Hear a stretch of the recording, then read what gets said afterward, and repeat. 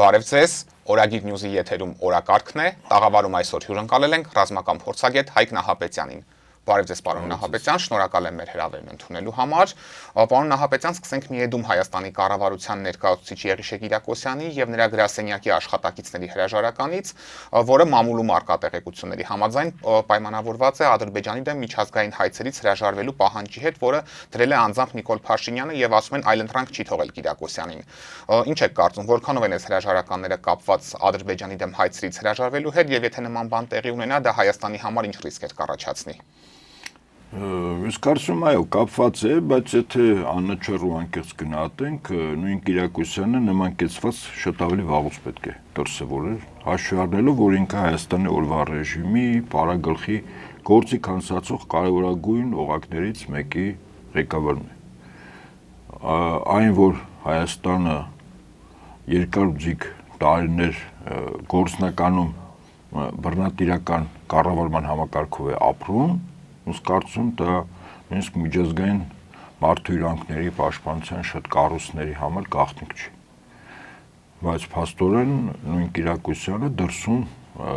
փորձ էր անում ցույց տալ, որ տրամագծություն Հայաստանը ժողովրդավար մարդու իրավունքներ, խոսքի ազատություն եւ այդպես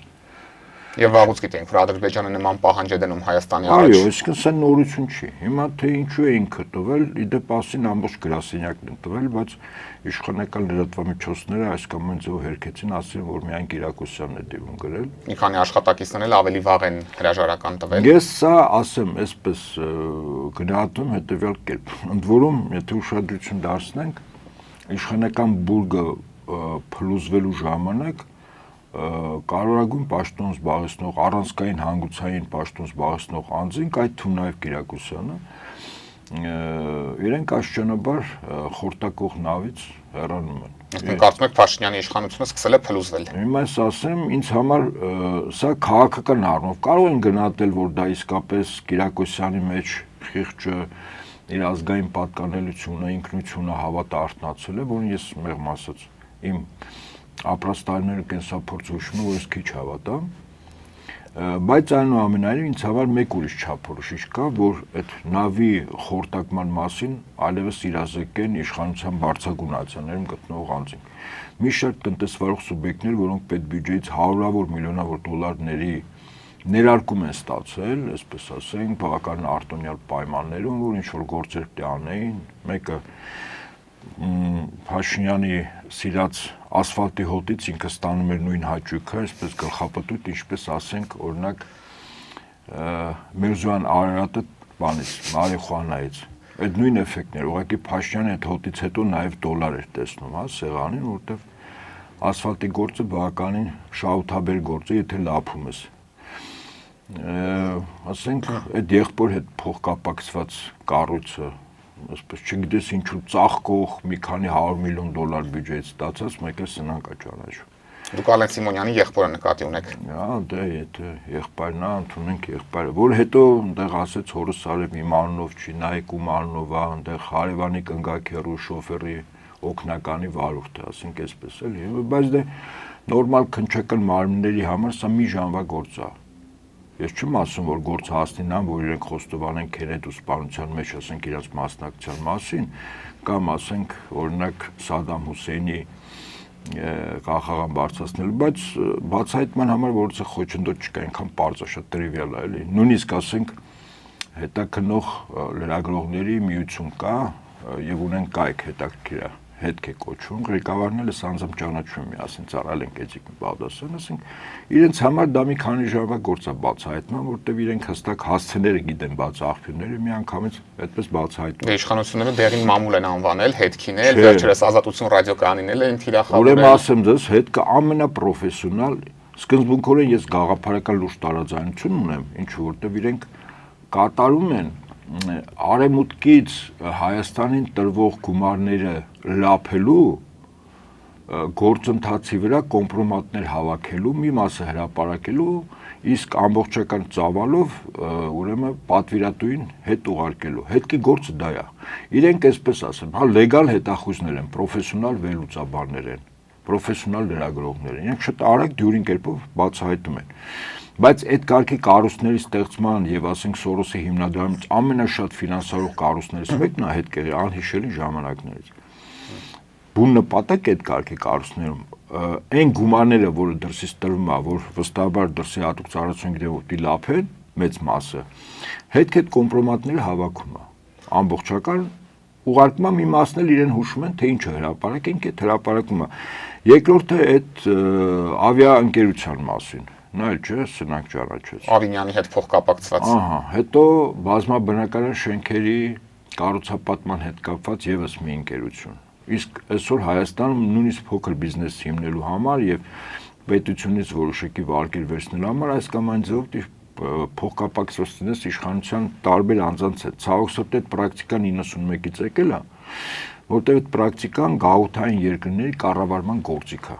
Սա ոչ թե Հայաստանում է նորություն, դա հետխորհրդային տարածքի բոլոր հանրապետություններում, արևելյան Եվրոպայի երկրներում, անհիշելի ժամանակներում աֆրիկական երկրներում այդ կառավարման գործիքը մեզ մոտ էլ այդ կառավարման գործիքը գոյություն ունի եւ հիմա այդ այն ինչ որ այս տնտեսվարող սուբյեկտները սնանք են ճանաչում իմ համար առաջին ազդակը սա է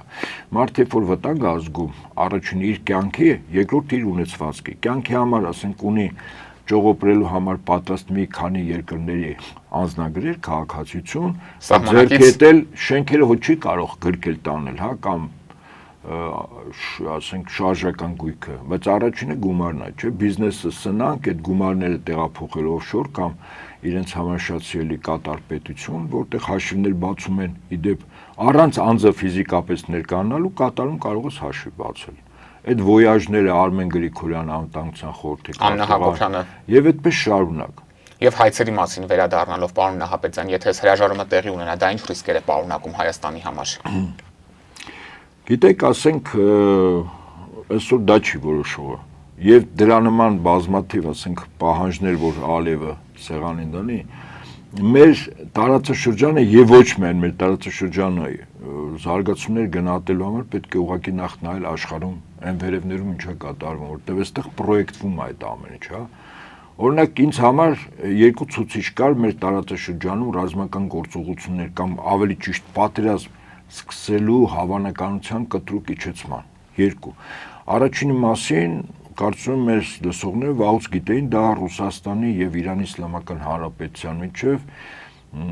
2025-ի հունվարի 17-ին կնքված ռազմավարական համապարփակ ռազմավարական գործընկերության մասին համաձայնագիրներ եւ 3 օր առաջ եւս մի այսպիսի հայտարարություն եղավ, բայց կարծում եմ հայտարարությունը պետք է լուրջ վերաբերել, առավել որ դա արվել է երկիր մոլորակի առայժմ միակ գերտերության, իսկ ռազմական առումով երկու գերտերություններից մեկի Ամերիկայի Միացյալ Նահանգների նորընտիր նախագահ Դոնալդ Տրամփի կողմից, որտեղ վերջինս դիմում է Ռուսաստանի Դաշնության նախագահին, որպեսզի վերջինս դառնա միջնորդ եւ բանակցող Իրանի Իսլամական Հանրապետության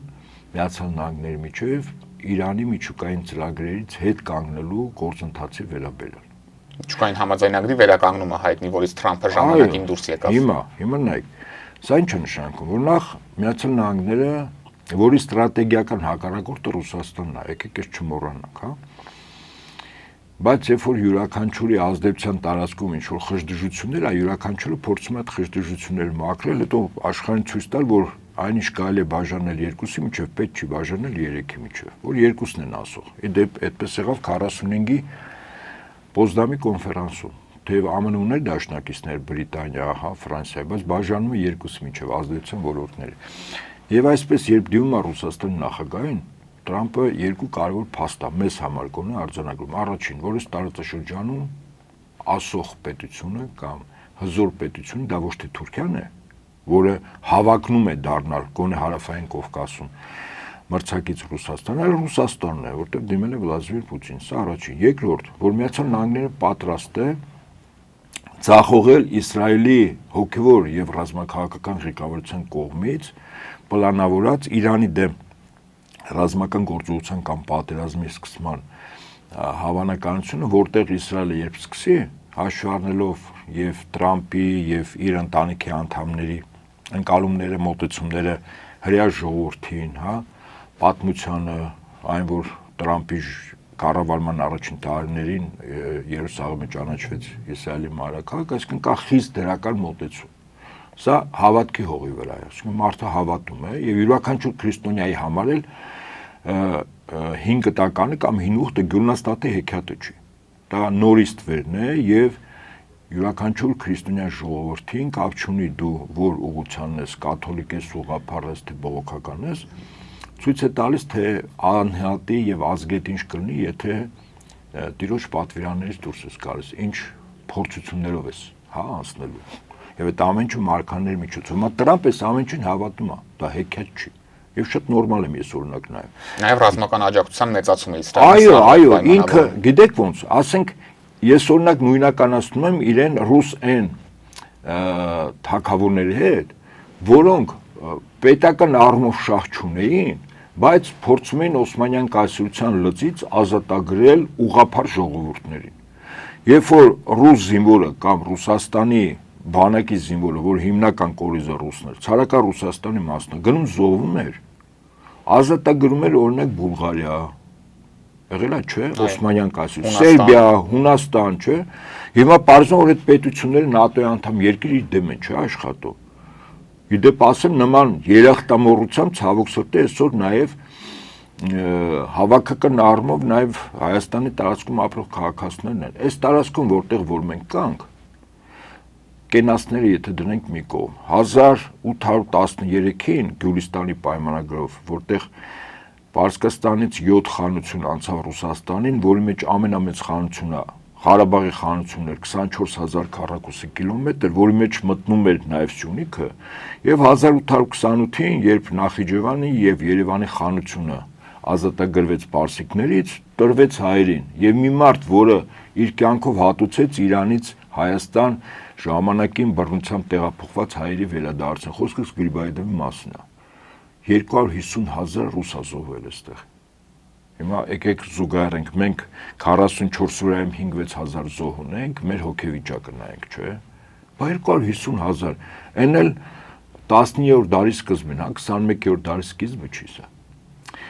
Եվ այո, մեզ մոտ եւս երախտամոռություն կա։ Եվ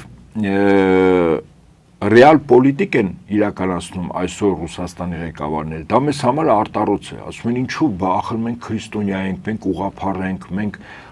հոգեհարազատ ենք, մենք խորթային տարիներին միասին ենք անցել, չէ՞, բայց այդքան անցնելուց հետո կարելի է թիկունքի հարվածել։ Հիմա ես զուգահեռում եմ Տրամպի քայլերը Իսրայելի հետ կապված։ Դա նույնն է, ինչ որ ցարական Ռուսաստանի այն թագավորները, որոնք շահ չհետապնդելով իրանց համար հիմքը բարոյական ու հոգևորներ, որտեղ գնում են Շիպկայի ճակատամարտում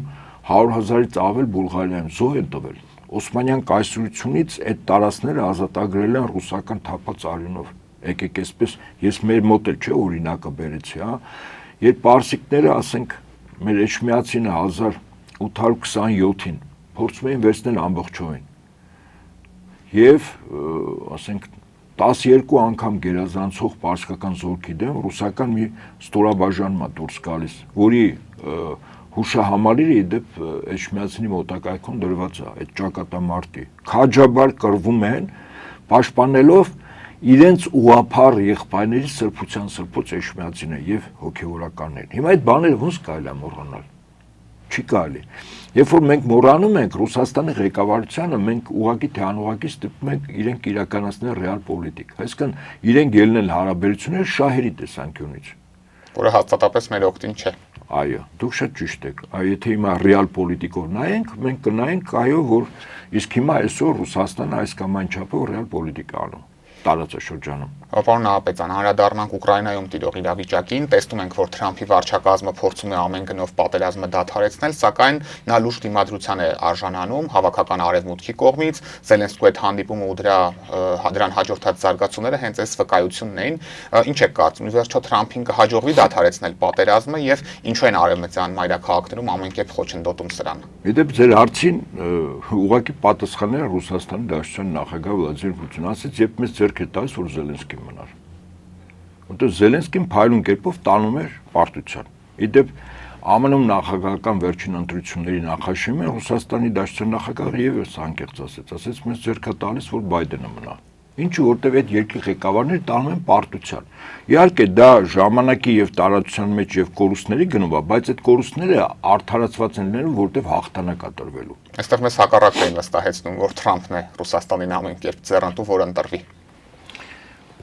Դե ես չեմ ուզում նման խելոք, ինձ համար այս վերջից բավական դժվար է հանճարեղ մտքերը մեկնաբանել, հա։ Ես չգիտեմ,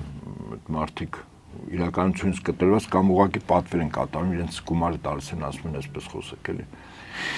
Երևի երեկոյան թե մի քիչ էլ հավատքի մեջ կա, ասենք աղոտ քանում, թե այսքան հիմարություններ մեր քաղաքացիներին փորձում է խաբել լավ գործ անում, թե չէ, բայց այնուամենայնիվ եթե վերադառնանք, այո, Ռուսաստանը պետք էր այն ղեկավարները, որ կային Զելենսկի, Բայդեն։ Հիմա այս ամեն ինչը փայլուն կերպով հասկանում են նաև այն էլիտաները, որոնք Միացյալ Նահանգներում այդ պետության սյուներն են։ Դա ռազմաարդյունաբերական համալիրն է, գազային նավթային կոնսորցիումներն է, արդյունահանող, վերամշակող, տեղափոխող։ Դա արդյունաբերությունն է, հա։ Դա ֆինանսական Ամերիկան չի, դա ռեալ ամուր կանգնած Ամերիկանը, որտեղ էս վերջից Տրամպը ասաց, չփորեք եւ փորեք կրկին, այսինքն մենք ասաց սև ոսկու վրա նստած այսպեսի ծանր վիճակում է։ Դա ռեալ իրական Ամերիկան է, բողոքական սպիտակ Ամերիկան, որտեղ աշխատանքով այդ երկիրը նաեւ աշխատանքով, այնպես չի որ իրենք այսպես մի հատ թյուր ըմբռնում կա, որ գնում են, տեղ գրավում են, թալանում են վերը, այդպես չի։ Սպիտակ ամերիկացին ունի իր կյանքում հստակ պլանավորած բողոքական եկեղեցու մասն է, հա, եւ որը խիստ արդյունավետ է։ Իդեպ մրցակցային առումով ցույց տրվեց, որ ինքը առավել արդյունավետ է, քան ռուսական եւ բրիտանական մոդելները, իդեպ ասեմ։ 5 օր աշխատում ես, ցկտում ես առավելագույն օրենքի սահմաններում ջանք ու երան չխնայել, քո գործում աշխատանք։ 6-րդ օրը քո ընտանիքի օրն է։ Ընկերներով, բարեկամներով հավաքվում են, Ամերիկայում կա չէ՞ սովորույթները։ 7-րդ օրը Աստծո օրն է։ Միայն Տիրոջ աղոթք, սերտողություն, եկեղեցի գնալ։ Եվ այդպես այդ մարդիկ ամբողջ կյանքը։ 3 առաջնորդը Տրամպը 3 առավոտյան խոսում էր կոնգրեսում հավաքի ժամանակ, հետաքրքիր ասենք, ինձ համար ցուցիչ էր։ Մի մասնագիտությամբ տեր մարդու ներկայացրեց, որը կարծեմ հրշեջ էր, եթե չեմ սխալվում, կամ փրկարար։ 7 զավակ ուներ։ Ինքն երիտասարդ առանձնապես մեջ չի եւ 40 երեխա որդի գրած։ Ես ուզում ասեմ նաեւ Ամերիկան նաեւ դա է։ Տրամպը հիմա եւ Տրամպի մեջքին կանգնած էլիտաներ եկել են այդ Ամերիկան վերականգնելու եւ ըստ այդմ այդ Ամերիկայում Ռուսաստանը ռազմավարական հակառակորդ է։ Սա արձանագրենք, եթե մենք փորձում ենք գնահատել իրողություններ, բայց մարտավարական առումով այսօր դաշնակից է։ Այո, Տրամպը եւ Պուտինը այսօր դաշնակիցներ են։ Ընդդեմ գլոբալիստների, ընդդեմ խորքային պետության, ընդդեմ այն կառույցների, որտեղ եւ Միացյալ Նահանգներ պետությունն էին փորձում փլուզել, որտեղ այնինչ հիմա Տրամպը ներքին քաղաքականությամբ անում է, դա այդ պետության փլուզում էր։ Դուք պատկացեք կոռուպցիան հասրել այնտեղ, որ 2.5 միլիոն 140 տարի եւ ավել բնակիչ կա։ Ավելին մի բնակիչ կա, որ ավելի մեծ է տարիքով, քան Ամերիկա պետությունը։ Այդ բոլորը փող է չէ դուրս գրվել։ Ասենք абսուրդը հասնում էր այնտեղ, ընդհանրեն ինչ որ բան, դուք ուշադրություն դարձեք, այս Սորոսական հակները որ կան կամ USAID-ի կողմից պետական, կիսապետական, սրանք բոլորը դուրս գրելու մեխանիզմի վրա են, ատկատով ինչ որ տոկոս 20-30, մնացածը պետք է ինչ որ թղթի վրա բան գրեն։ Ասենք Գազայի հատվածում, երբ որ ժողովուրդը մահուկենից պատերազմի մեջ է, պարզում է ԱՄՆ-ի բյուջեն Բայդենի վարչակազմի ժամանակ գումար է հատկացնում։ Օգնություն Գազայի ժողովրդին, գիտեք ինչ գումար։ $50 միլիոն ապահովիչ գնելու եւ այդ մարդկանց բաժանելու։ Պատերազմի մեջ գտնվող գազը։ Որ մահու կենաց կռիվ է, բայց զայմանս իրենց ես ասենք որոշ էսպես հավաստի աղբյուրներ ասենք անգամ այդ պայմաններում, ասենք Իսրայելի համար դա որոշակի հերթական նոր գնահատման նոր չափանիշ է։ 30,000-ից ավելի հղի կին կա։ Իսկ դա պատերազմի ընթացքում են այդ կանայք հղիացել։ Ոչ թե որ իրենք գիշերները մտածում են այդ ռմբակոծությունների ժամանակ մարմնական հաճույք ստանալը շատ ավել է, ոչ, իրանք մտածում են, որ եթե մի զինվոր զոհվել է, հաջորդը ռոբոտով չի լինելու, հա, պետք է ծնվի։ այդ ժողովրդին հնարավոր չի հաղթել։ Կարող ես ժամանակապես խեղճացնել, բայց ժողովրդին չես կամ էլ պիտի ֆիզիկապես բոլորին ոչնչացնես։ Դրան պիտի փորձես լուծում տալ, ասես գնացեք Հորդանան եւ Եգիպտոս։ Որը մերժվեց սա։ Այսինքն մենք մեր ավերակների տերն ենք, չենք գնալու։ Իսկ Ուկրաինայի մասով պարոն Նահապետյան ինչ է Հիմա եթե հաջողվելու է։ զուգահեռենք Ուկրաինայի պահով, հիմա խնդիրը հետեւյալն է, այս ամեն ինչը Միացյալ Նահանգների նոր էլիտան ինչի համար է անում։ Ես որպես զինվորական ասեմ։ Իրենք նախ կանգնեցնում են կռիվը, որ ռուսները շատ չվերցնեն, որտեվ եթե այս տեմպերով գնաց, դեռևս ռուսները ռազմավարական հարցակում չեն արել, իրենք մարտավարական հարցակումներ են։ Իրենց մոտ 800,000-ից 1 միլիոնից բանակը 2 տարի թիկունքում սնվում է, պարբերաբար գնում է առաջ, փորձառություն նորից գալիս համալրում։ Մոտ 10-15%-ն է կռվում ռուսական բանակի առաջնագծում իդեմ։ Ամերիկացիները հաշվել են, որ եթե տեմպերով գնա, ապա ամբողջ տեխնիկան եւ զինամթերքը վերջին հաշվով Եվրոպայինը վերջացել է սկզբունքորեն, էլ իրենց ռազմաարդյունաբերական համալիրը պլյուս Միացյալ Նահանգներինը ուրեմն 1 տարում արտադրում են այնքան զենք զինամթերք, որքան ռուսները 3 ամսում։ Ցույց է, պահեստները արդեն դատարկվել է եվրոպական երկրներում։ Ճիշտ է, այսինքն ռուսները ինչ են անում։ Գալիս է մի պահ, որ կրակելու արկ հրթիռ չեն ունենալու, փամփուշտ չեն ունենալու։ Ռուսները դրան են բերում, որտեղ արդեն հակառակորդը հանձնվելու է, եւ այդ ժամանակ իր զինվորը չի զոհվի։ Բարձր չի ասում։ Դե համար այդպես գլխապտույտ արագությամբ առաջ չեն գնում, հա, որ մտնեն Կիև եւ այլն, հա, մարտավարությունը այլ է։ Սա եւս զինվորական մասնագիտության մեջ ընդունված է, համազորային կրթություն ստացած բարձրաշրջան ավագ սպաներ գիտեն սա։ Բայց կարծիքներ կա, որ առաջիկայում ռուսական զորքերը շեշտակի առաջխաղացում կապահովեն, ինչը արդեն Ուկրաինային կպարտադրի գնալ հրադադարի։ Հիմա Տրամպը կանգնեցնում է, որտեվ ռուսները վերջին հաշվով ամբողջ Ուկրաինան կարող են վերցնել, ինչ որ ժամանակ հետո։ Տրամպը դախտ է կանգնեցնում, որ այն մնացած Ուկրաինայի վրա հետո ինչ որ մնաց, ինչ որ բանակցություններից հետո այդ վերաֆորմատավոր այդ նոր Ուկրաինան պատրաստի զոհվածների զավակներին, որոնք հիմա ասենք 8, 10, 12 տարեկան են, այսպես ասենք դրակոնի ատամներ են աճում, որոնց ծնողները զոհվել են, տունը ավերվել է, չէ, պատերազմ եւ այլն, պատկերացնում եք պոտենցիալ 7 ու 10 տարի հետո այդ 10-12 տարեկան պատանները որպես երիտասարդ սկզբունքորեն ամենաբարձր մոտիվացիա չէ կունենա ռուսների դեմ կռվելու։ Տրամպի վարչակազմը այդ ժամանակն է ձգում նոր Ուկրաինան պատրաստելու, հա, ռուսները դա ամեն ինչ հրաշալի հասկանում են եւ ակնհայտ է, որ այսօր ժամ առաջ պետք է կանգնեցվի ըստ Ամերիկայի, որտեղ ինչքան ուշ ես կանգնեցնում, ռուսները այդքան առաջ են գնում, այդքան զենք զինամթերքը կորցնում են, հա, եւ ցանկացած բան, երբ ռուսական գեներալից հետը գնահատեց, որ եւ քաղաքական ղեկավարություն թույլ տվեց, որ կարող է ռազմավարական ճեղքում ապահովել, ասենք մի քանի օրում ուղղակի Կիև կարող էր մտնել ու թեման փակվի, հա, այսինքն Դնեպրի աչափել դուրս գալ։ Այսինքն նաև կարծում եք ինչ հանգուցալուծում էլ ունենա հաջորդ պատերազմը անխուսափելի է լինելու։ Սա չի լինի միայն մի դեպքում, ասեմ ձեզ։ Երբ այն Ուկրաինան, որը որ մնալու է, իսկ օրինակ ռուսները դեմ չեն լինի, եթե Հունգարիայի, Լեհաստանի, Սլովակիայի, Չեխիայի, Ռումինիայի տարածքները, որոնք որ ժամանակին օտարվել են, հետ վերադարձվեն։ Համել այդ երկրները չէ, մի քիչ կհանգստանանք, ասեն հնա Չեղաստեղից Ուկրաինայից պատար փոկեցինք, ինչպես ժամանակին մեզանից են, չէ, փոկել։ Մնացած Ուկրաինայի վրա, եթե մնա այդպիսի պետություն, հա, Ռուսաստանը փորձելու առավելագույն հսկողություն ունենալ, բայց ձեզ վստահաբար ասեմ, Ուկրաինան, որը խորհրդային միության այսպես տեխնիկապես հագեցված արտադրական պոտենցիալով ամենահզոր, գիտեք ինչ գործարաններ է եղել, աշխարհի մասշտաբով առաջին, հա, եռյակում, հնգյակում։ Խորհրդային միության երկրորդ երկիրն էր Ուկրաինան։ Այո, եւ չկա։ Հիմա այդ արտադրական Ուկրաինայից բան չի մնացել, էներգետիկ Ուկրաինայից մեծ հաշվով բան չի մնացել։ Այսինքն կմնա գյուղատնտեսական Ուկրաինա, որը մրցակից չի լինի ցանկացած արտադրական ուրեմն երկրի, հա, իսկ տնտեսական ինքնիշխանության առաջին չափանիշը իդեպ շատ տրիվիալ բան կարող ասեմ, չիպերի արտադրությունն է։ Առանց չիպերի չկա տեխնոլոգիա, առանց տեխնոլոգիայի չկա նորագույն զենք, առանց նորագույն զենքի ռազմաարդյունաբերական համալիրից պրոյեկտում ես արտադրություն, չկա հաստոցներ, հաստոցների արտադրող հաստոցներ եւ այդպես եւ տիեզերանավեր եւ ռազմական տեխնիկա, հա։ Գյուղ մթերք արտադրող երկիր երբեք մրցակից չի։ Դա գաղութային երկրներին, աֆրիկական երկրներում տեսել եք արտադրություն, Գյուղմթերք են էլ ամեն ինչ անում արևմուտքը, որ նորմալ չարտադրեն, թե մի ժամանակ Աֆրիկան 400-500 տարի առաջ իրան կերակրող մայրցամաքեր մի բան էլ արտահանում էր, որ սովի մեջ է, արհեստական է, էլի զարգացած։ Ոստի Ռուսաստանն այն ինչ որ անում է, վաղը չեմ իսօր եթե Ուկրաինայի այն մասը, որը մնաց արևմուտքի կամ ԱՄՆ-ի կամ Բրիտանիայի հսկողության տակ, իրեն մրցակից չլինի, որտեղ այնտեղ ելնելու է գյուղատնտեսական Ուկրաինա։ Բայց եթե ելնենք Ուկրաինայի ժողովրդի շահերից,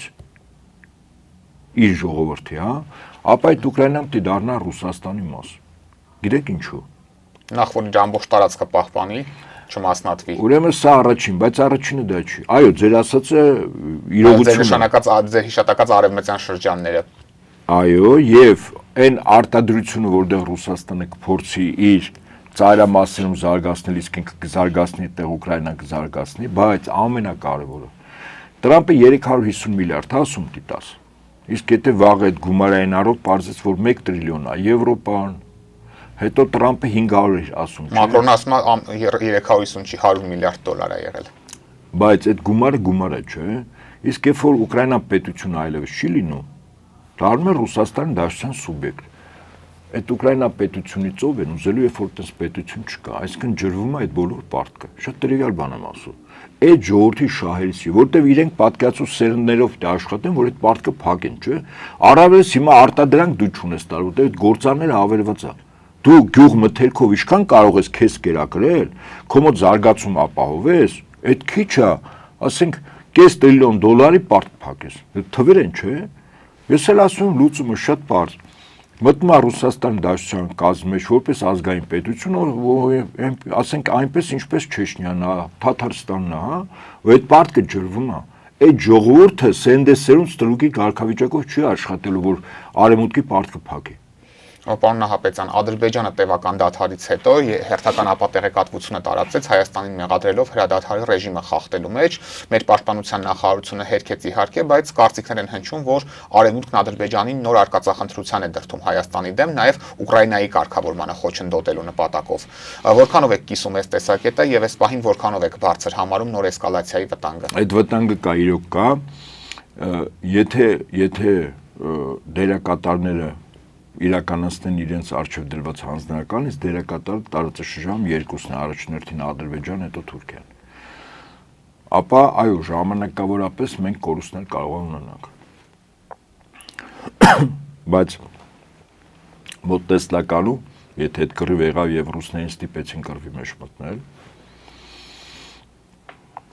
մի բան պետք է ճշտել։ Ես կարծում եմ, որ դրա վերաբերյալ եւ Ալիևը գիտի, եւ Էրդողանը։ Միջուկային տիրյադա ունեցող պետությանը ռազմի դաշտում հնարավոր չի հաղթել։ Առավելս եթե դրան էլ գումարենք 10 ձայնի գերձայնային արագությամբ արեշնիկ հրթիռը, այդ պետությանը հաղթել հնարավոր չի, ուղղակի գլխացավանք դե առաջացնեն։ Նապոլեոնը սկսեց կռիվը, ավարտվեց Փարիզում։ Հիտլերը սկսեց կռիվը, ավարտվեց Բերլինում։ Հիմա եթե սրանք սկսեն, իրենց մայրաքաղաքներում կարող ավարտվի։ Բայց օրինակ Էրդողանը օրերս լավատեսություն էր հայտնել հայ-թուրքական հարաբերությունների մասով նշել, որ գործընթացը առաջ է շարժվում, իսկ Ադրբեջանի մասով էլ ակնկալել էր, որ հայ-ադրբեջանական հարաբերությունները եւս կկարգավորվեն։ Սա ինչի վկայությունն է։ Դուք ուշադրություն դարձրեք մի կարևոր հանգամանքի վերաբերյալ։ Նախորդ շաբաթ օրը Ռուսաստանում անվտանգության, այսինքն մոտ 12 օր առաջ 13 օր առաջ եղավ անվտանգության խորհրդի արտահայտ շաբաթ օրը։ Հաջորդ օրը Լավրովը, ընդ որում զեկուցողները երկուսն են, Լավրովը, արտգործնախարար եւ անվտանգային դաշնային ծառայության տնօրեն Բորտնիկովը։ Դա հաջորդ օրը Լավրովը թռավ Թուրքիա։ Հանդիպում Ֆիդանի արտգործնախարարի գոլեգայի եւ Էրդողանի հետ, որից հետո թռավ Իրան։ Եվ հայտարարությունները, եթե ուշադրություն դարձրեք, տարածաշրջանային հարցերը, խնդիրները, բոլոր թնջուկները 3 գումարած 3 ձևաչափ, այսինքն դրսից ոչ մի խաղացող։ Այնուհետև ճանապարհների ապաշրջափակով, առանց միջանց կանոն տալու։ Եվ անընդունելի է Հայաստանի տարածքի որևիցե ձևախեղում կամ ձևափոխում։ Իրանը պարբերաբար ասում է, այո, Լավրովն ասաց, Մարիա Զախարովն ասաց, մենք այդ հարցով համակարծք ենք Իրանի հետ։ Ընդունենք այսպես, Բրիտանիան ամեն ինչ անում է, որ ստեղ պայթեցնի վիճակը։ Բայց Ռուսաստանը փորձում է հակառակ անել, որ կռիվ չլինի։ Հիշեք 1941-45-ին Խորհրդային Միության հարավային սահմաններում Հայաստանի, Վրաստանի մոտ խորհրդային Թուրքիան մի քանի տասնյակ դիվիզիա էր պահում, բայց սպասում էր Գերմանիան Ստալինգրադ ճակատամարտի հետ հաղթեր, իրենք մտնելու էին։ Բայց Խորհրդային Միությունը եւս թուրքական բանակների դեմ զորքեր այստեղ պահում, որոնք որ կարող էին այլ ճակատներում կռվել։ Հիմա նույն Թուրքիան այսպես ձգում է, իրենք են ծանոթ հետևին նայում։ Եթե Ռուսաստան հաղթում է, ապա որքան էլ Բրիտանիան ինչպես հայտնի անեկդոտում դրթի եւ բրթի իրեն կռիվ չեն անի։ Այսինքն կզսպի Ալիևին Էրդողանը։ Այո։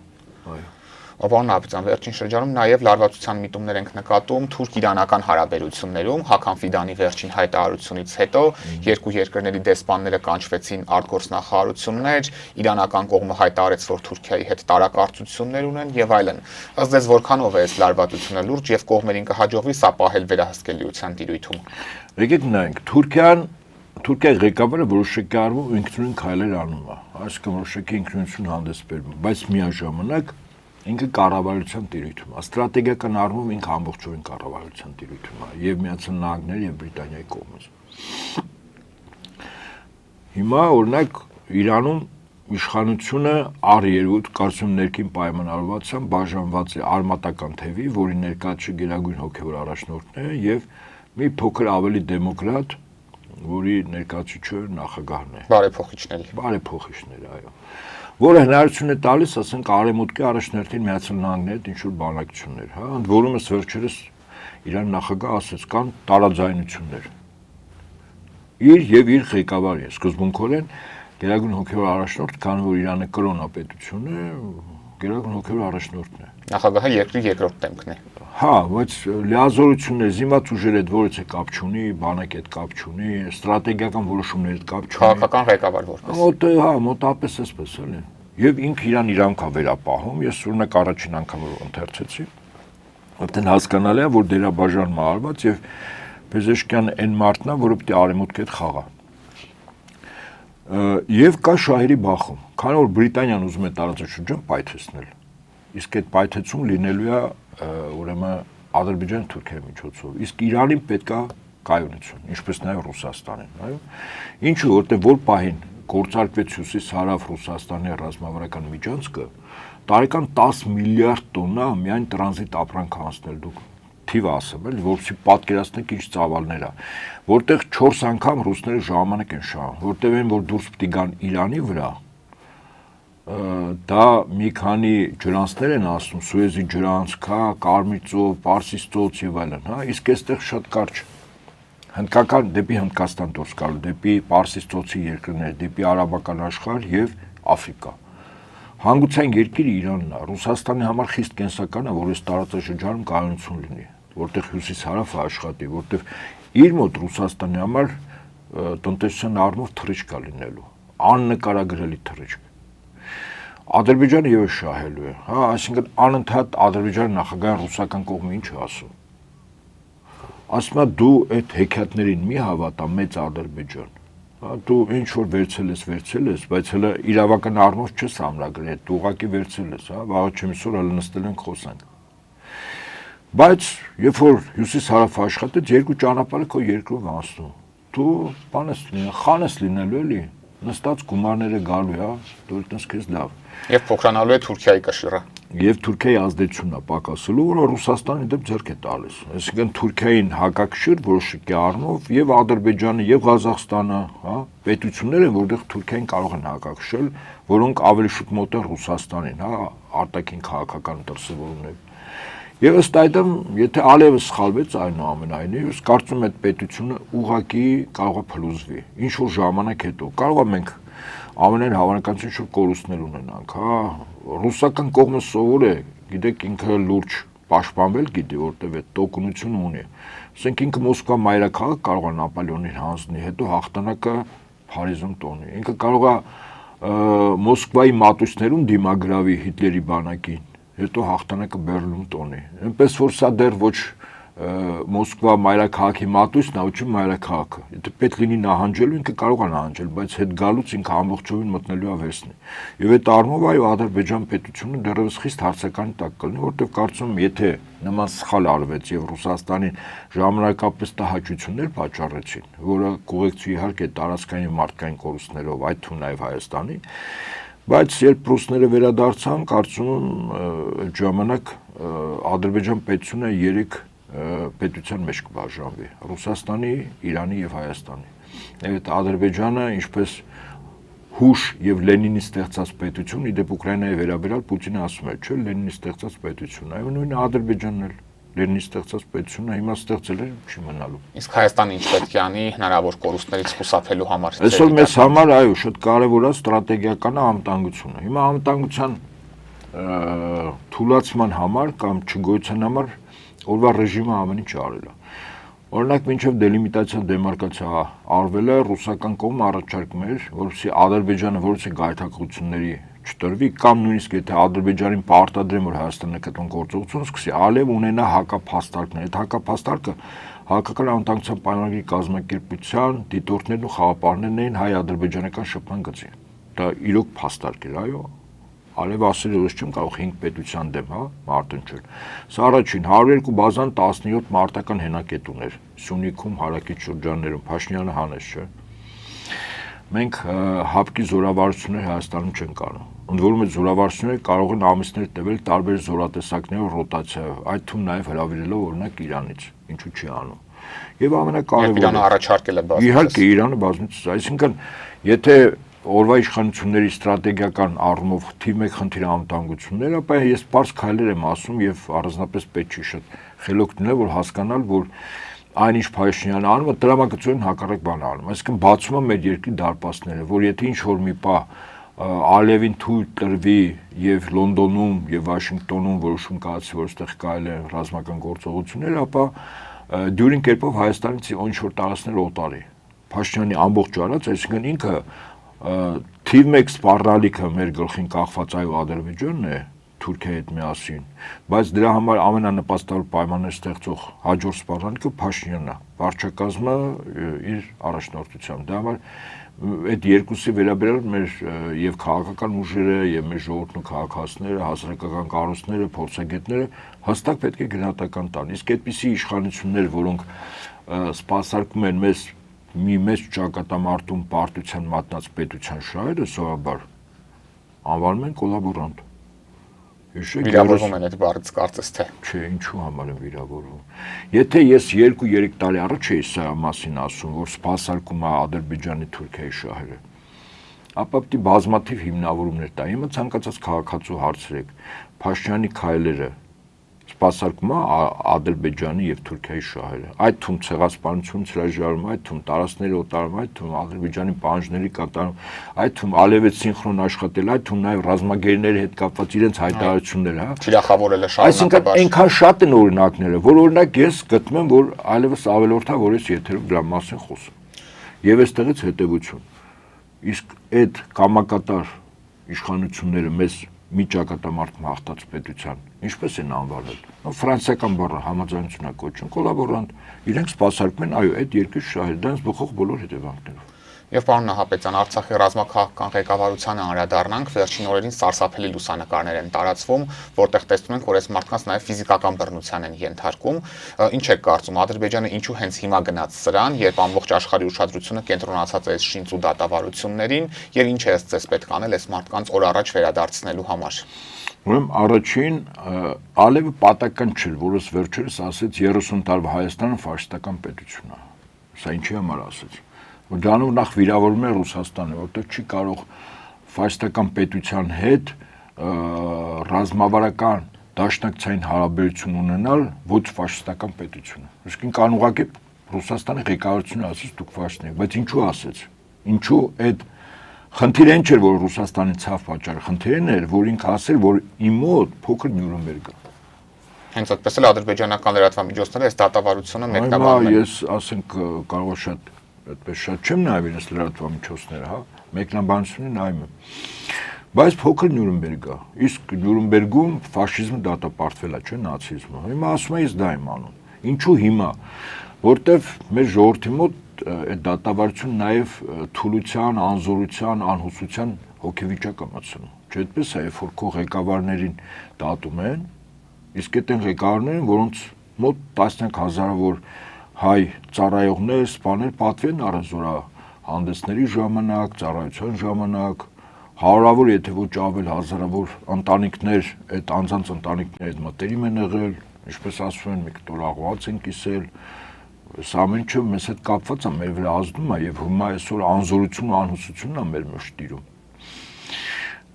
Եվ Ալիևը, ես կարծում եմ, դա է անում։ Այսինքն ինքը հոգեբանորեն սա հստակ պատերազմից առաջ տվյալ ժողովրդի մոտ առավել դիմադրողականությունը հոգեվիճակի առումով թուլացնելու կամ զրոյացնելու միտում ունի, կոնկրետ այդ քայլը։ Իսկ ինչ վերաբերում է լուծումներին։ Լուծումը նախ օրվա իշխանությունը չի, որ պիտի լուծի։ Մենք հասկանում ենք եւ նույնիսկ վիրավորական հայտարարություններ են անում իշխանության, իշխանամերձ շրջանակներ, որոշ անձինք դարձել են մանկուց հիշողության կորուստ ունեցող մարդիկ, հա, ընդ որում դրանց մասը կենսագրություն ունեցող ռազմական գործողություններ։ Անդրանիկ Քոչարյանը ասում է ամեն ինչ պետք է անեին, որ գերի չընկնեին։ Հիմա հեշտ ասել, գիտեք, երբ որ սեփական տղաների ծառայություն բանակում գոնե ծառայելուց փախցնում ես։ Ես դրա իրավունք ունեմ ասելու, լրիվ։ Գոնե ձեն չանեն, հա։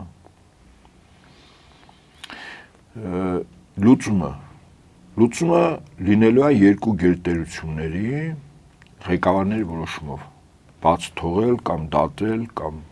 տեղափոխել եւ այլն։ Պուտին-Տրամփ, որպեսզի իրենք այդ հարցին անդրադառնան, Հայաստանից պետք է ճիշտ ազդակներ գնա։ Իսկ այդ ազդակները ես չեմ ուզում եթերով հրապարակավ ասեմ, կա այդպիսի ազդակներ, որ այդ երկու երկրի ղեկավարների համար կարևոր կլինի։ Բայց այդ այն դեպքում, երբ որ Հայաստանում իշխանությունը փոխված լինի, այդ կոլաբորանտները գնան այնտեղ, որտեղ պատմության նախադեպերում ցույց է տրված, հա։ Ասում չենք խոսում, որ չվնասենք Նիկոլ Փաշինյանը քանի անգամ հայտարարեց։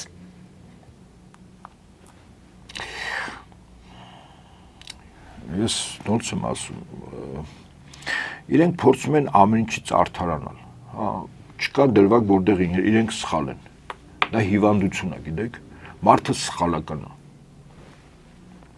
Արարքներ անում, հա, երբ դիմացինը, ասենք, ցույց է տալիս սխալը, սխալ արարք անողը գիտակցում է,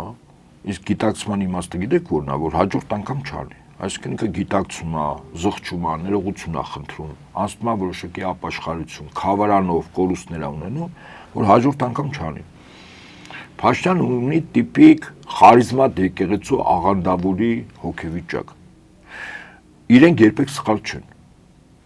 Այ երբ որ Փաշինյանին մի քանի դրվագներ կային, որ ինքը ակնհայտ մի բան է ասել, որոշ ժամանակ հետո իրեն հիշեցնում են լրագրողները, ասում են, չէ, այդպեսի բան չեմ ասել։ Վերջինը մարտի 1-ի ամբողջությամբ բացահայտված չեմ հիշում, ես այս բառն եմ ասել, բառը խաղով է զբաղվում, հա։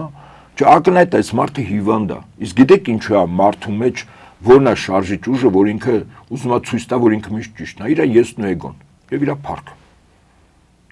Ինքն էլ ասում է քրիստոնյա եմ։ Քրիստոնյա համար ամենամեծ փառքը եւ միակ Աստծունն է։ Մենք ընդհանրապես Աստծո ձեռքին գործ ենք, ինչ գործեր անելու համար։ Իսկ Աստծո հետո ձեռնոց նետեց այսպես Աստծուն, որ հավասարի իրավունքով։ Սատանան չէ, արուսակ հեշտակապետը, ճիշտ է։ Ինչու, որտեվ իր մեջ խոսեց նախանձը եւ հպարտությունը։ Հիմա այս երկու բնավորության գիծը Փաշինյանի շարժիչ ուժն է, նախանձը եւ հպարտությունը։ Եվ հավասիկ ինքան այն քայլերը, որ ձեռնտու է այն սատանային, որտեղ ինքը հացին հանձնարարականներ տվել, փնտրել եւ գտնել։ Երբ որ չգիտի, այդ սատանայի մի մասը իր մեջ նստած է, որտեղ իր ներքին էությունն է այդպեսին։ Պարոն Նահապետյան, շնորհակալ եմ հետաքրքիր զրույցի համար։ Օրակարգն այսօր այսպիսին էր, այն ամփոփեցինք ռազմական փորձագետ Հայկ Նահապետյանի հետ։ Կհանդիպենք։